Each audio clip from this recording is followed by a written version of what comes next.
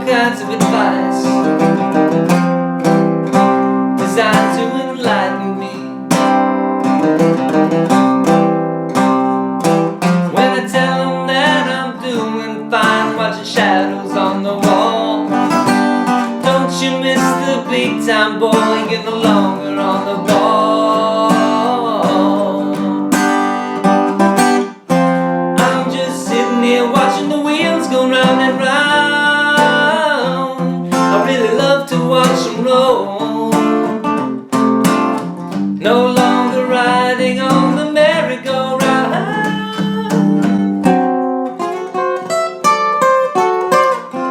I just had to let it go.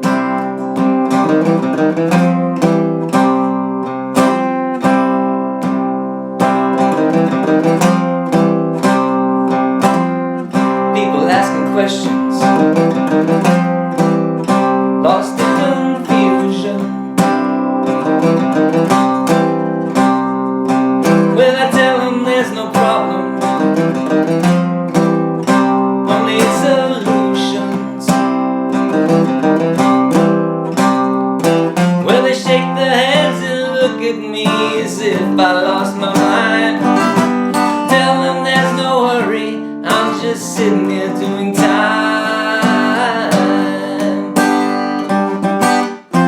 I'm just sitting here watching the wheels go round and round. I really love to watch them roll. No longer riding on the merry-go-round.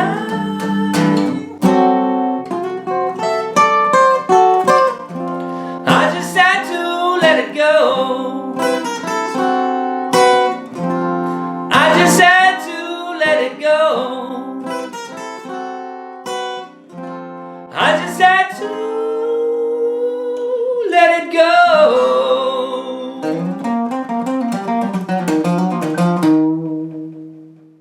Here are the chords that are needed. These chords are in relation to the capo that's placed in the 3rd fret. You'll need an A, a D, a B minor, an E on the 2nd, an open E, an F sharp minor, an E7, a D sharp minor with a flat 5, an F, and an A7. Let's take a look at these chords on the guitar. Here's my capo on the 3rd fret to keep this song in tune with the recording. And it starts off with this A. I just play the A like that with one finger. You'll see why in a second. And then there's a D, a B minor, an E, open E. Then you have this E here on the 2nd fret. If you don't like to play that E, you can play this E here on the 7th bar chord E. Same goes for the D. F sharp minor on the 2nd, an E7, open. And then there's a D sharp minor flat 5 up here on the 6th fret that you can play. And there's a little substitute chord if that chord's too difficult for you. It's just, you exclude the bass note, but you can bar the 2nd fret here and add this 2nd string 4th fret note. You can use it as a substitute chord. There's an F that's needed, and then an A7. You can play the A7 like this way, 2 notes. You can add that high G on the 3rd fret of the 1st string, or you can just play it like a bar and add that high G. So it's up to you how you want to play the A7. Here's the verse pattern played slowly. People think I'm crazy, doing what I'm doing.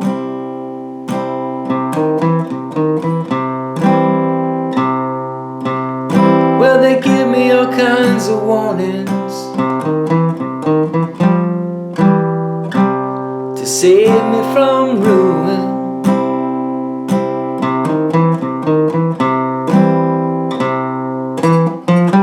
When I say that I'm okay.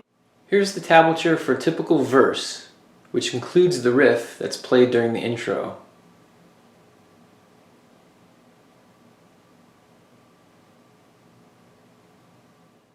There's an optional bass note you can add to the verse section. It sounds like this. People say I'm crazy, doing what I'm doing. So on that line, doing what I'm doing, what's happening is I'm hammering on that second string note there on the 3rd fret, but also this bass note here on the 5th fret of the 5th string. So it's 2 notes. Kind of makes it more full sounding. Pre-chorus starts off with a D, just basically 2 downstrokes, to a B minor, same thing, and then it goes to this E, and there's a little riff that plays that sounds like this. And what that is open 2nd string, and then I'm adding the 6th here, so it's 2nd fret, 2nd string, open 1st string, and then open 2nd string. So that little riff is, and then you go to the next line. Surely you're not happy now. And that was just D to B minor again, to E again. Play the game. And then the first go around, you go back to the verse. People say I'm lazy. Pre-chorus played slowly sounds like this. When I say that I'm okay, they look at me kind of strange. Surely you're not happy now, you no longer play the game.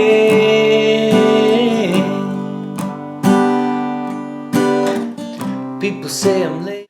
And the second go around of the pre-chorus actually goes to the chorus, and there's a little riff that's off the E chord. It sounds like this. Don't you miss the big time, boy, you're no longer on the ball. I'm just sitting here watching the wheels. What's happening on that E is I'm playing here 4th string and 2nd strings together, and then I'm going to add the 6th again. So that's 2nd fret, 2nd string, plucking the same strings, 2 and 4. And then I'm hitting open 1st string with the 4th string. So it sounds like, before I go to the D and start the chorus. I'm just sitting here watching the wheels go round. Another way you can play that little riff is instead of plucking individual strings, you can play a strummed version. It sounds like this. Don't you miss the big time, boy, you're no longer on the ball. Just sitting here watching the wheels go round and round. What's happening on that strummed version is I'm strumming through the chord and hitting the notes that I want as the highest note of the chord on the strum. So in other words, the first note I want is this open B, open 2nd string. So my first strum is, and it stops there at that 2nd string. So I'm hitting the top 5 strings. And then I'm doing a little upstroke, including that added 6th note. So there I'm just strumming upward from the 2nd string, and then I'm releasing that and just finishing the chord. So it sounds like,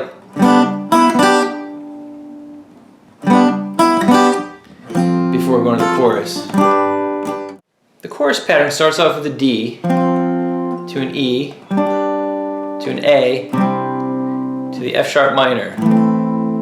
Then it goes D, with a C sharp bass note, to B minor, to an A, to an E, to an E7, to an F sharp minor, to an F sharp minor 7, or you can play an optional just open E string before you hit this D sharp minor flat 5, and then you can play this little riff before you go to a D, to an F, and back to an A again to start the next verse. Let's go through the chorus one line at a time. The first line of the chorus starts off, I'm just sitting here watching the wheels go round and round. So all I'm doing there is I'm hitting a D, to the E, to the A, to the F sharp minor. I'm just doing 4 downstrokes each. The second line is a similar strumming pattern, just 4 downstrokes each. I really love to watch them roll. And what you could do on this particular line is you can do some different substitutions. So instead of going from D and adding a C sharp bass note, you could just do a C sharp minor. So it'd be like, I really love to watch them roll, down to B minor to A if you want. Or you can do another method of getting from the B minor to the A. You just take off your first finger and leave the middle notes of the B minor chord but hit the A bass note. So that way it would sound like, I really love to watch them roll. Before moving on to the next line, which starts with an E.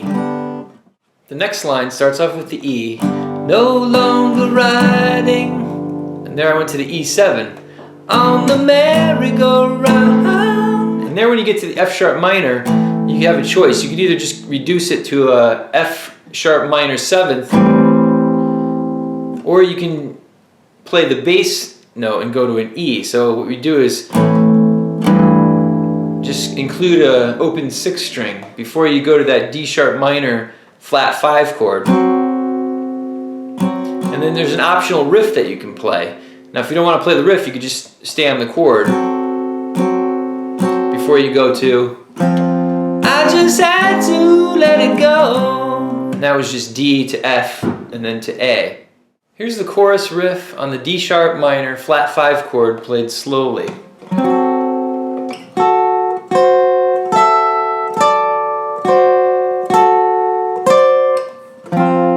I just had to let it go. The key to playing that riff is after you make that D sharp minor flat 5 chord, you can make a little major shape here up on the 7th fret. So it starts off with just strings 2 and 3 of that shape, but that's how you can play the riff based off of that shape.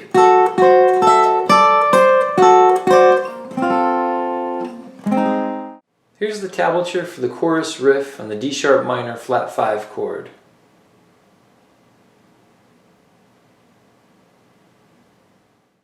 Here's the ending. I just had to let it go. I just had to let it go. I just had to let it go.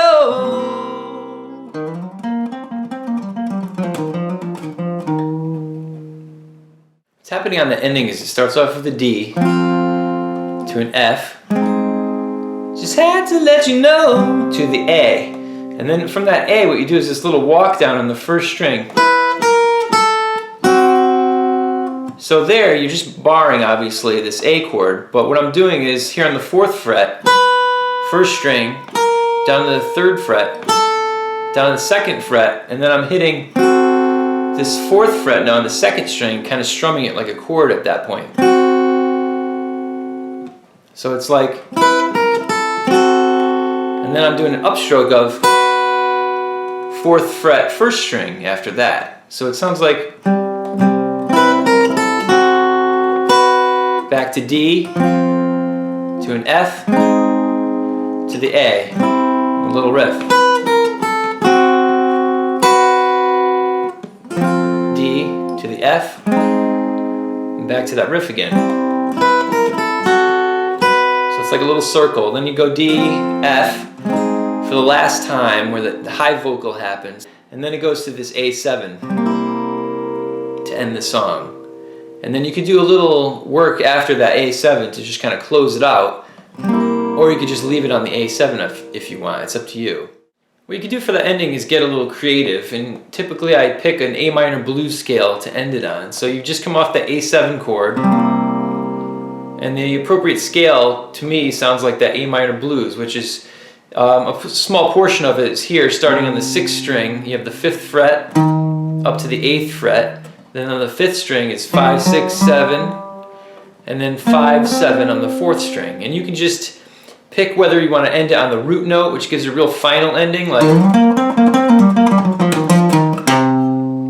So if you end it on the root, it's a real final ending. What I did in my playthrough is I end it on the 3rd. That's this 8th fret note here on the 6th string. It gives it kind of a hanging ending.